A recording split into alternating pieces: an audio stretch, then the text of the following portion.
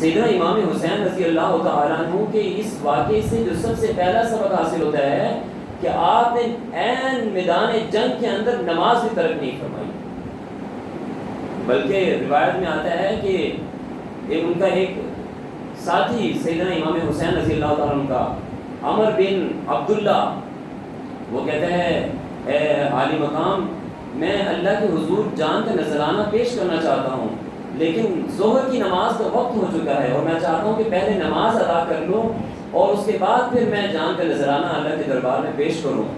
تو سیدنا امام حسین رضی اللہ تعالیٰ عنہ فرماتے ہیں ان سے کہو کہ جنگ تھوڑی دیر کے لیے ملتوی کر دیں تاکہ ہم نماز پڑھ لیں۔ تو جب ان سے کہا گیا کہ جنگ تھوڑی دیر کے لیے ملتوی کر دی جائے تاکہ امام حسین رضی اللہ تعالیٰ عنہ اور آپ کے ساتھی نماز پڑھ لیں، وہ آگے سے کہتے ہیں کہ تمہاری نماز تو قبول نہیں ہوگی، نعوذ باللہ۔ تو حبیب بن مظہر نے کہا اور تمہاری ناک خاک آلود ہو، آل رسول کی نماز قبول نہیں ہوگی اور تمہاری قبول ہو جائے گی، یہ کیسے ہو سکتا ہے؟ سیدنا امام حسین رضی اللہ عنہ اس وقت بھی نماز نہیں چھوڑی، بلکہ پھر صلاۃ خوف نماز ادا کی وہاں پر۔ اور آپ حضرات کی علم میں ہے کہ دیکھیں سیدنا امام حسین اپنے نانا کے دین پر کس طرح مضبوطی سے کاربند ہے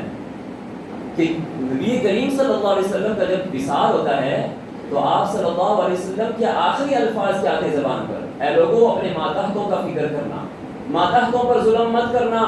اور نماز کو پلے باندھ لو، نماز نہ چھوڑنا، نماز نہ چھوڑنا۔ اور سیدنا امام حسین رضی اللہ تعالیٰ عنہ عین میدان جنگ میں کہ جس وقت موت سر پر ہے، نماز پھر بھی نہیں چھوڑے۔ یہ ہمیں سبق مل رہا ہے کہ اگر مسلمان پر کسی بھی شخص پر کوئی مشکل گھڑی کیوں نہ آ جائے، موت سے بڑھ کر اور کون سی مشکل گھڑی ہوتی ہے، نماز اس وقت بھی نہ چھوڑے۔